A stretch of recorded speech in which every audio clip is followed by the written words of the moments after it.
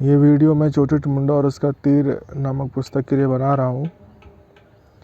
चोटिट मुंडा एक आदिवासी समाज का लड़का होता है और उसकी पूरी ज़िंदगी किस तरह से इस पुस्तक में चोटिट मुंडा भारत की आज़ादी के पहले पैदा होता है और भारत की आज़ादी के बाद 1970-1980s तक वो ज़िंदा रहता है।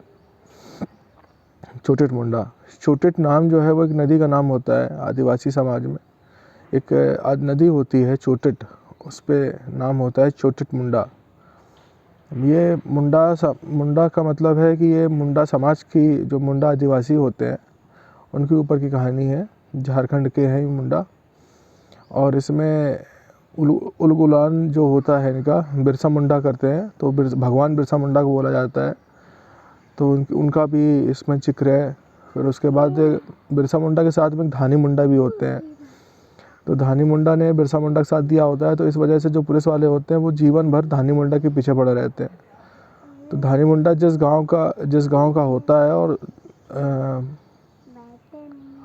उस गांव में उसका जाना मना कर देते हैं, ये लोग बैन कर देते हैं पुलिस वाले, और पुलिस वालों को डेली देखना चाहिए धानी मुंडा को। फिर धानी मुंडा जो होता है मरने से पहले कुछ समय गांव में रहता है, तो वहाँ पर चोटिट आ जाता है। चोटिट छोटा होता है, उसे गांव में अकाल पड़ा होता है, तो चोटिट को उसके माँ बाप जिंदा रहने के लिए दूसरे गांव भेज देते हैं। अकाल पड़ा होता है, खाना पीना नहीं होता है। उस समय अकाल पड़ने का मतलब होता है कि सेठ महाजन से कर्ज लेके उनकी बेगार की जाए। तो इस पुस्तक में बेगार किस तरह से, अगर किसी ने 10 सेर धान ली है तो उसकी ज़िंदगी भर 3-4 जनरेशन जो है उसका सूद चुकाती रहती हैं, केवल 10 सेर धान ख़त्म नहीं होता है। इस तरह से इसमें बेगार है। अगर किसी ने 3 किलो भुट्टा ले लिया, उस समय आदिवासी समाज जो होता है गेहूँ चावल जो होते हैं वो कम से कम, और बहुत सी चीज़ें जो होती हैं, मोटा अनाज हो गया और धान हो गया और मकई हो गई, और इसमें गुड़ हो गया, सत्तू हो गया। सत्तू और गुड़ का काफ़ी इसमें दिखाया गया है, खाया जाता है आदिवासी समाज द्वारा। तो चोटिट मुंडा और उसका तीर जो है, ये पुस्तक में चोटिट जो है वो धानी मुंडा के गांव जाता है, तो धानी मुंडा को से कहता है कि मुझे तीर चलाना सिखाओ। तो धानी मुंडा कहता है कि तुम पहले देखना सीखो। तो वो हर किसी को दिखाता है कि इस तरह से यहाँ पर नज़र रखो, अगर ये पेड़ है, ये पत्ते हैं और ये जानवर है, ये यहाँ पर बहरूपिया के रंग में बैठा हुआ है। तो कैमोफ्लेज जानवर बहुत अच्छा करते हैं ना, शिकारी जानवर, खासकर बाघ, शेर, चीता। उस समय जंगलों में खूब सारे जानवर होते हैं। और गांव वगैरह में क्या होता है, जो ये शिकार करते हैं मुंडा समाज के लोग जो हैं वो मांस खाते हैं सभी तरह के, जैसे पॉक्यूपाइन से ही हो गई, और तीतर हो गया, और बटेर हो गया, और कई सारे पक्षी हो गए, कई तरह के पक्षी मार के खाते हैं। हिरन और नीलगाय, ये सब, ये और तो बहुत सारे जानवर, सूअर, जंगली सूअर तो बहुत ज़्यादा दिखाया गया कि मार के खाते हैं। तो इसमें धानी मुंडा समझाता है चोटिट मुंडा को कि जो आदिवासी होते हैं वो मादा को नहीं मारते, क्योंकि मादा जो होती है वो जंगल में और भी अपना परिवार बढ़ाती है। तो शिकार जो है वो नर का किया जाता है, मादा का नहीं किया जाता है, ताकि जंगल में उसका परिवार चलता रहे। एक चीज़ तो कई सारे इसमें तथ्य हैं, कई उनके पास नॉलेज होती है। और इलाज के लिए वो लोग, जैसे बिरसा मुंडा की, जैसे चोटिट मुंडा की जो पापा होते हैं वो होते हैं बिसरा मुंडा। तो मुंडा समाज की एक और खासियत होती है, इस पुस्तक में दिखाई गई है, कि झूठ नहीं बोलते हैं। चोटिट लोग झूठ नहीं बोलते हैं, मतलब मुंडा लोग झूठ नहीं बोलते हैं। मुंडा लोग झूठ नहीं बोलते हैं।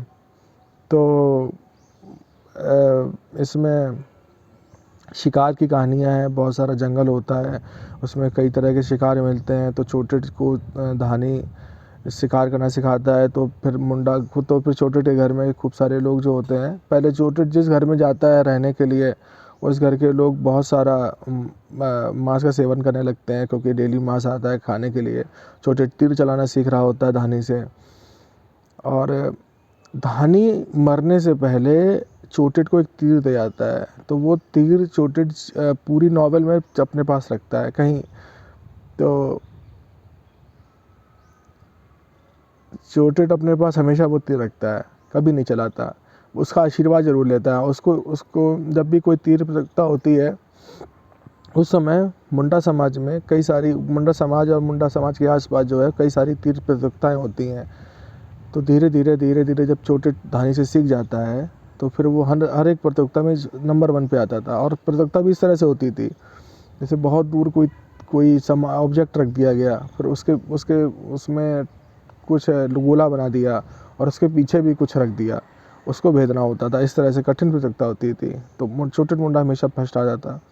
फिर धानी मुंडा के इसमें अंत दिखाया गया कि धानी मुंडा जो है वो उस गांव चला जाता है जिसमें उसका जाना बैन होता है, क्योंकि पूरे अंग्रेज़ों को डर होता है कि फिर से ये उलगुलान कर देगा। उलगुलान मतलब महान क्रांति आदिवासियों की। तो इसके बाद में फिर धानी मुंडा को पुलिस वाला गोली मार देता है। फिर चोटेट मुंडा कहानी आगे बढ़ती है। फिर बिसरा मुंडा होता है। ये जितने भी मुंडा होते हैं ये महाजन से सूद लेते हैं और इनके यहाँ बेगारी करते हैं।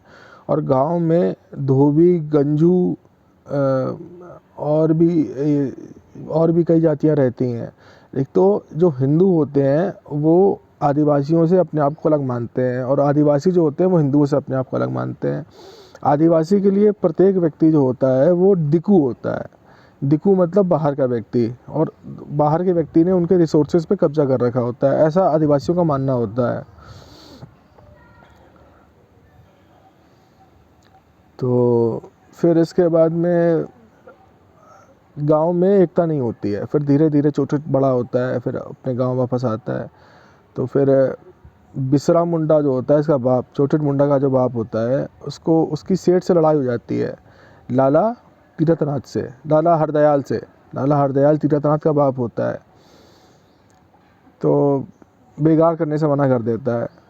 तो वो उसे थाने बुलवा लेता है, थप्पड़ पड़वा देता है थानेदार से। बिसरा मुंडा को ये बात बुरी लग जाती है।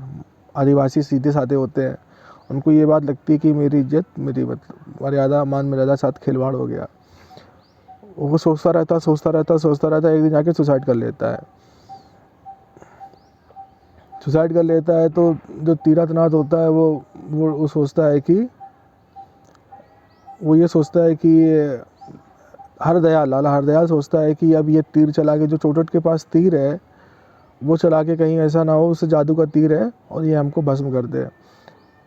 तो माफ़ी मांगता जाके, पुलिस वाले जो बिसरा को पकड़ के ले आते हैं वो भी माफ़ी मांगते हैं, लेकिन फिर वो पैसे भी दे जाते हैं थाने में, 5 रुपये दे जाते हैं जुर्माने के। लेकिन फिर वो बिसरा को ये बात जो है बुरी लग जाती है, वो सुसाइड कर लेता है। हरदयाल इस बात से दुखी होकर काशी चला जाता है। काशी में वो भांग पीकर नाच रहा होता है लाला हरदयाल, तब तक भांग पी के गंगा में गिर जाता है। तो ऐसा कहा जाता है कि चोटेट ने तीर मारा और वहाँ पे हरदयाल को मार दिया। तो किंवदंतियाँ कई तरह की जुड़ती चली जाती हैं चोटेट के व्यक्तित्व में। चोटेट मुंडा समाज में चोटेट एक व्यक्तित्व एक महान बनता चला जाता है, भगवान की तरह हो जाता है इस पुस्तक में। और वो धीरे धीरे किंवदंतियों और मुंडा समाज की एक और खासियत इस पुस्तक में दिखाई गई है, हर चीज़ पे गाना बना लेते हैं, हर चीज़ पे गाना। और वो कई तरह के गाना, और अंग्रेज़ अफसर को, और इसमें एक जंगली सुअर से, बहुत बड़ा जंगली सुअर होता है, तो उससे भी चोटेट बचाता है एक थानेदार को, तो उसमें भी एक कहानी जुड़ जाती है। तो ऐसे कई सारी कहानियाँ हैं। चोटेट को पता होता है एक नदी होती है, उससे एक बड़ा अकाल पड़ता है, तो उस नदी को खोद के गांव वालों से सभी मतलब हिंदू और आदिवासी मिल के खोदते हैं, तो उससे पानी निकलता है। तो उनको लाला के यहाँ जाना नहीं पड़ता है। तो लाला के यहाँ नहीं जाएंगे तो बचे रहेंगे, बेकार कम देनी पड़ेगी, एहसान भी नहीं होगा इतना। तो इस तरह से इस पुस्तक में बहुत सीधी सादी आदिवासी ज़िंदगी को दर्शाया गया है। इस पुस्तक को अवश्य पढ़ना चाहिए। जिसको भी आदिवासी समाज में, सीधे साधे समाज में, ग्रामीण परिवेश में अगर रुचि है तो इस पुस्तक को अवश्य पढ़ना चाहिए। तो चोटिट मुंडा बहुत ही चोटिट मुंडा और उसका तीर जो है, उसका तीर आखिरी तक रहता है उसके साथ में, तो इसलिए इसका नाम है चोटिट मुंडा और उसका तीर। तो ये पुस्तक अवश्य पढ़नी चाहिए। इसको भी सीधा साधा ग्रामीण परिवेश देखना है, आदिवासी समाज देखना है, किस तरह से भारत के पहले जंगल भरे हुए, जंगली जानवर भरे हुए थे, कई सारी चीज़ें हैं। अंग्रेज़ किस तरह से थे, कांग्रेस का भी जिक्र है, तो बहुत सारी चीज़ें हैं। वीडियो देखने के धन्यवाद। पुस्तक अवश्य पढ़िएगा।